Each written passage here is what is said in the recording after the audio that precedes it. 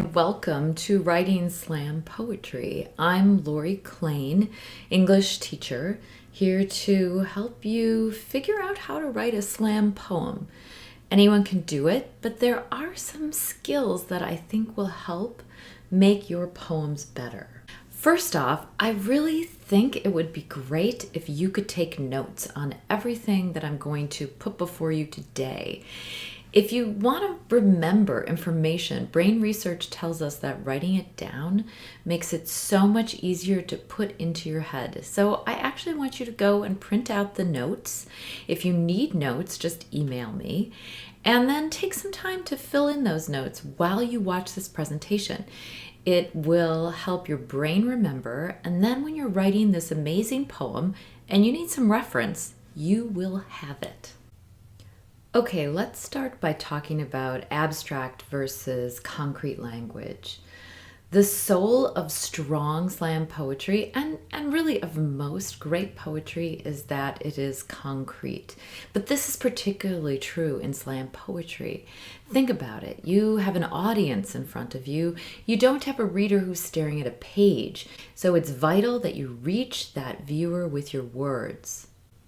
Here are some examples of abstract language. Words like greed, intelligence, freedom.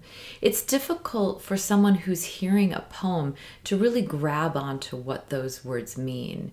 But if through greed you can show us wild acquisition, if through intelligence you can show us someone's brilliance in their words or in the things that they recall, if you want to talk about freedom and you can show us the flag and the wind blowing and eagle soaring, that's the kind of imagery that will stick in your viewer or listener's mind.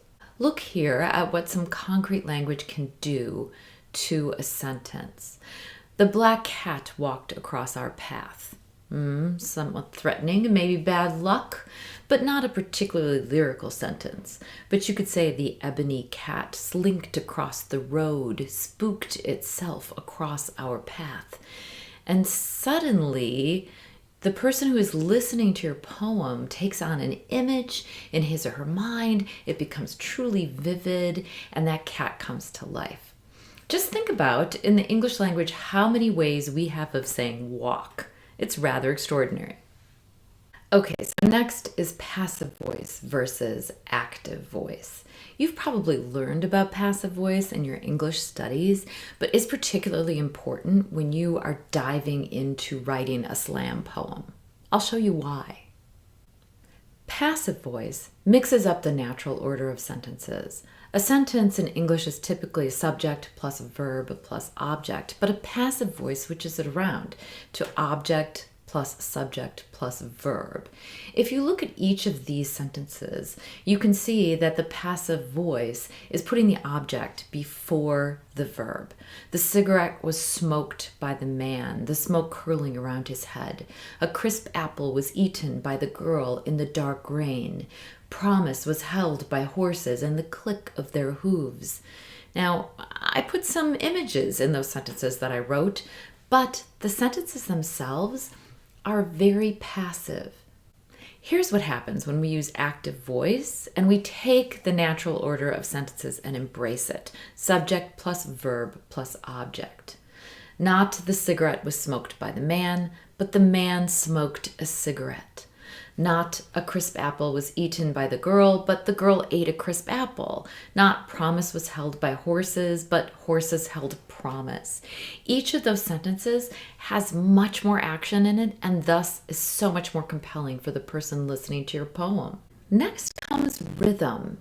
You need to pay attention to the beat. This is particularly true in poetry that is spoken aloud. When we have spoken word poetry, that rhythm drives what you are saying.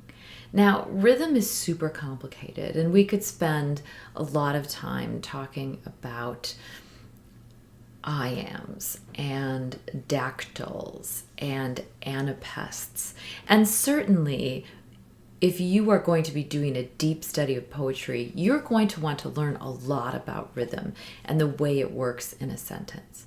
But for our purposes, really, I just want you to think about meter. And I want you to think about how you use syllables. I want you to think about where you put stress. And I want you to think about repetition. But a lot of these different types of rhythm are dependent upon the way a line looks in poetry that is written on the page. You're not so much worried about that as you are about sound. And by sound, I mean the magical, actual words as they travel through air and your listener hears them. You can't really write a good slam poem without thinking about sound. So the first sound you should think about is alliteration, the repetition of consonant sounds. Sad sorrow sings across the sand, or Shakespeare's mountain of mad flesh, or do not desire the dark despair. You can see that alliteration here carries your meaning from one word to the next and brings the listener in almost with a kind of musicality. There's also hidden alliteration, which is a repetition of consonant sounds within words. Look at what's going on in this sentence. Long ago, regal glory, regaled at tables set by the poor. All of those G's are pretty effective, even though they're not actually beginning the words. You know all about onomatopoeia, but the thing about onomatopoeia is that you can really surprise your listener with it. A boom, a buzz, but even a word like whisper, which sounds like what it is. It's difficult to yell whisper. I mean, you could, but the word itself carries with it so much of the sound of what it does, as does a crazy kind of word like whap. Assonance is actually the repetition of vowel sounds. Believe me when I take my beleaguered self to the sea. All of those E's have a power that carries that line. Oh, I know what you think when you sow that discord beneath my soul. All those O's, oh, can take the listener into that oh kind of mindset. Shakespeare used to do a thing that whenever he wanted his characters to be pursing their lips, he gave them a lot of ooh sounds. You can think about how you'd be standing up in front of folks saying your poem and how you might want to play with assonance. But that leads us, of course, to rhyme. And rhyme is not necessary. It's not necessary in a slam poem. But I want you to think about it because using rhyme effectively can be all the difference between a meh poem and an amazing poem. And I want you to think about rhyme that's not just rhyme at the end of a line. That was a near rhyme right there. I want you to think about all different kinds of rhyme, and I want you to experiment with using them.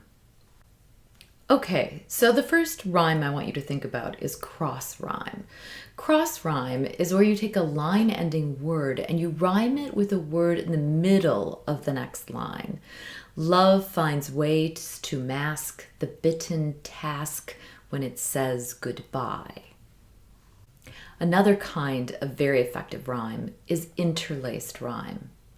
An interlaced rhyme rhymes a word in the middle of one line with the words in the middle of another line. To the fair he went with joy, still unaware of the terror ahead. Internal rhyme is loads of fun. What you're doing with internal rhyme is you're rhyming the end of a line with a word in the middle of the line, like worms in his eyes twisted his lies.